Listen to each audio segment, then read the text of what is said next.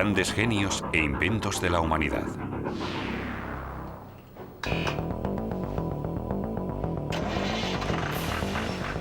La fuerza de la atracción, un fenómeno que el hombre ha conseguido aprovechar de muchas maneras. El magnetismo es invisible, pero omnipresente. Él acciona los motores eléctricos y hace que vibre un altavoz. Lo encontramos al cepillarnos los dientes y lo necesitamos para hacer la compra o para viajar. Pero el símbolo más conocido del magnetismo es, sin duda, la brújula. No podemos percibir directamente los campos magnéticos, pero podemos hacerlos visibles. Si ponemos un imán debajo de una hoja con astillas de hierro, éstas se alinearán formando la llamada línea de campo. La Tierra también está rodeada de un campo magnético. De polo a polo. Carl Friedrich Gauss y el magnetismo de la Tierra. En la antigua Grecia ya conocían la maravillosa cualidad que poseía la negra magnetita. Algunos trozos de este óxido de hierro les parecían completamente mágicos. Antes del nacimiento de Cristo, en China ya se usaban aparejos que funcionaban igual que una brújula. El chino Chu Yus ya describió en 1117 una brújula para orientarse. Constaba de un trocito de caña que contenía una aguja magnética que flotaba en una palangana de agua. El aparejo iba destinado al uso de los marineros, pero si había fuerte oleaje, podía fallar. En 1250, los marineros del mar Mediterráneo perfeccionaron una aguja que giraba sola en un punto medio. Se había inventado la brújula tal y como la conocemos. El por qué señalaba la dirección norte-sur fue durante mucho tiempo un misterio. Se creía que el motivo era la existencia de una montaña gigante de magnetita en el norte. Circulaban cuentos horripilantes de barcos que se acercaban a esa montaña. La peligrosa fuerza de atracción arrancaba los clavos de las maderas y llevaba a los marineros a la muerte. En 1600, el investigador inglés William Gilbert se propuso acabar de una vez por todas con todas esas supersticiones. Y afirmó que ni el ajo acabaría con el magnetismo ni los diamantes lo reforzarían. En su tratado De Magnete, Gilbert describe sus experimentos. Utilizó un trozo de magnetita para simular el comportamiento de la aguja magnética con respecto a la Tierra. Y en su intento, consiguió observar lo que después se acuñaría como inclinación. Solo directamente en el ecuador, la aguja permanecía horizontal. Y cuanto más se acercaba a los polos, más se inclinaba hasta quedar completamente vertical sobre ellos. En ello basó el investigador su hipótesis de que la Tierra era un imán muy potente. Poco después de que la brújula se estableciera como instrumento de navegación, se supo que la aguja desde cualquier lugar de la Tierra siempre apunta al polo norte. Este fenómeno recibirá el nombre de declinación magnética. Así, en el siglo XVIII, el campo magnético de la Tierra llamó la atención de los investigadores. Mucho de lo que sabemos hoy se lo debemos al físico y matemático Carl Friedrich Gauss.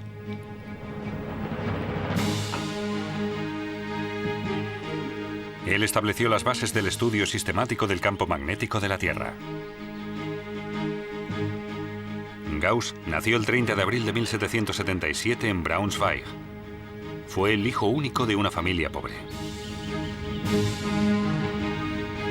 Más tarde diría que aprendió cálculo sin utilizar papel. En el colegio pronto llamó la atención por su don para las matemáticas. Gauss fue presentado al duque de Braunschweig, quien le concedió una beca. De esa forma, pudo estudiar secundaria y después ir a la universidad.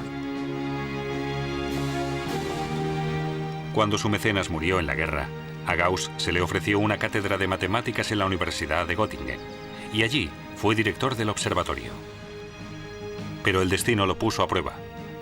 El mismo año murieron su padre, su esposa y el menor de sus 3 hijos.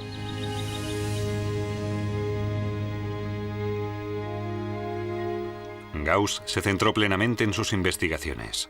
Su interés por las matemáticas se traslada ahora a la astronomía. Ya en su juventud, dejó estupefactos a los expertos al trazar la órbita exacta del asteroide Ceres. El asteroide estaba oculto detrás del Sol y reapareció justo en el momento y en la posición exacta que Gauss había afirmado anteriormente.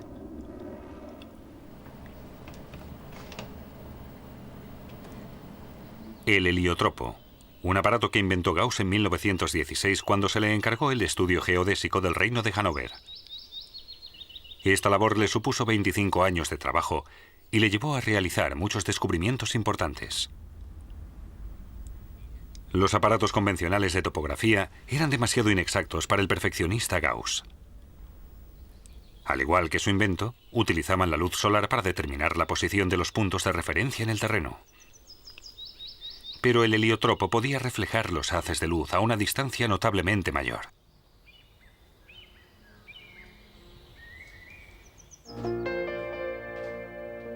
Carl Friedrich Gauss fue un genio universal. No hubo casi ningún campo de las ciencias naturales que no captara su interés. En el ámbito de las matemáticas calculó la curva de la distribución normal que lleva su nombre. No es una representación abstracta, sino una regla que se puede observar a menudo en la naturaleza. Por ejemplo, en el tamaño de las patatas. Hay muy pocas pequeñas que se salgan de la media y muy pocas mucho más grandes que el resto.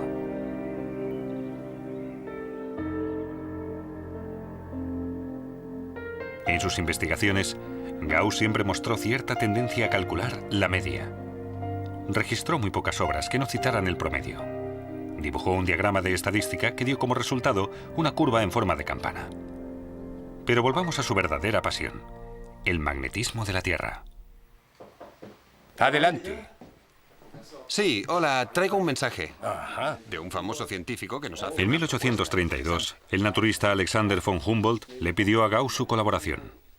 Quería construir una red a nivel mundial para la observación del magnetismo de la Tierra. Gauss y su colega Wilhelm Weber se entusiasmaron con la iniciativa. Deciden construir observatorios entre otros sitios en Escandinavia, Siberia e incluso Tasmania. Y para medir los cambios en el campo magnético, Gauss construyó el magnetómetro, en cuyo interior había un péndulo y una brújula común. La construcción fue fácil, pero los requisitos de precisión eran muy elevados. Para leer la escala, tuvo que utilizar un anteojo. Una simple respiración podía hacer que la medición fuera incorrecta. Gauss y Weber querían evitar estos fallos a toda costa. Construyeron su observatorio de Göttingen sin ningún metal. Un edificio que no pudiera influir en nada al campo magnético de la Tierra.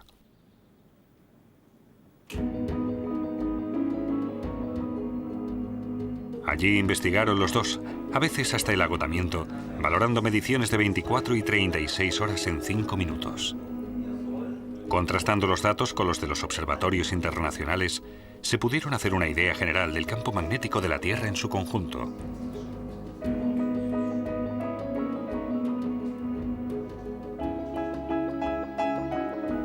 Casi paralelamente a esto, Gauss y Weber construyeron juntos el primer telégrafo operativo. Por sus estudios sobre el magnetismo, aprendieron que mediante bobinas de alambre y un imán permanente, podían poner corriente en movimiento. Su emisión creó un campo magnético artificial mediante electricidad, a través del cual se puso en movimiento un transmisor de señales. Llevaron un alambre por encima de los tejados de Göttingen, desde la Facultad de Física de Weber hasta el observatorio de Gauss. Y desde allí, lograron recibir el impulso del transmisor de señales sin perturbaciones. En 1839, Gauss recopiló los resultados de sus investigaciones en La teoría general del magnetismo terrestre. Esta obra fue su mayor contribución al campo de la física y un estímulo para muchos investigadores jóvenes.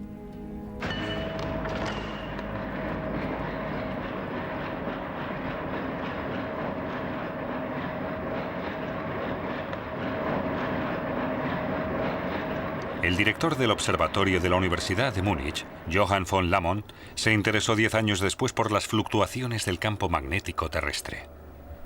Él la relacionaba directamente con la actividad de las manchas solares. Hoy se sabe que las enormes erupciones de la superficie solar generan partículas altamente energéticas. Si los vientos solares chocan con la atmósfera, se cargan de electricidad y causan fluctuaciones en el campo magnético terrestre. Lamont acertó de lleno con su teoría. Sin campo magnético, la Tierra sería un planeta muerto. El campo protege la vida de los vientos solares altamente energéticos. Sin este escudo, la evolución habría sido muy diferente. No habría podido existir vida fuera del agua. En los polos, el campo magnético está más cerca de la superficie terrestre. Por ello, las tormentas solares penetran más en la atmósfera. Cuando se averían las líneas de alta tensión de largo recorrido instaladas en el norte, se manifiesta la potencia destructiva del Sol. El fuerte campo magnético provoca altas corrientes eléctricas que destruyen elementos ultrasensibles como los transformadores. ¿Pero de dónde procede el campo magnético de la Tierra? La idea de que el planeta tenía en su interior un imán gigante no tardó en descartarse. En 1919, Joseph Larmor consiguió dar una explicación plausible. El núcleo externo de la Tierra, un líquido caliente, está a unos 3.800 grados. Y el núcleo interno, sólido, a unos 1.500 grados más. Por ello se producen fuertes corrientes en el interior. La rotación de la Tierra desvía esas corrientes, que se mueven en espiral paralelamente al eje terrestre. El núcleo externo de la Tierra contiene metales y es conductor eléctrico. Como una dinamo, produce electricidad y se crea el campo electromagnético. La fuerza del campo siempre está variando. La posición de los polos magnéticos cambia constantemente. El polo norte, solo en estos últimos 100 años, se ha movido 10 kilómetros. El campo magnético ha llegado a desaparecer y reaparecer poco después, a veces con la polaridad opuesta.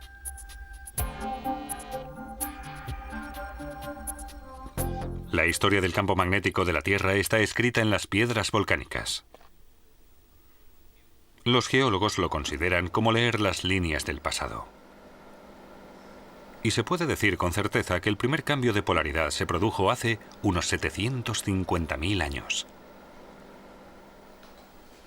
Por término medio, estos procesos suelen darse cada 500.000 años, por lo que el siguiente cambio de polaridad se estaría retrasando.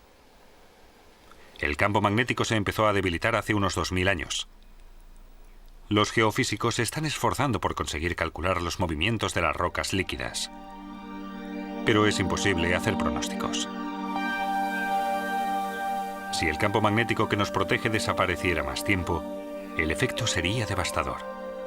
El Sol, que hizo posible la vida, la haría desaparecer despiadadamente. El material genético tendría una reacción extrema a los vientos solares, y la consecuencia serían los defectos genéticos. Numerosas especies se extinguirían bruscamente, ya que los pájaros, los peces o las tortugas usan el campo magnético para guiarse. Estarían completamente desorientados en sus migraciones. Desde el punto de vista técnico también es importante un campo magnético estable. La mayoría de los fallos de los satélites se deben a turbulencias electromagnéticas.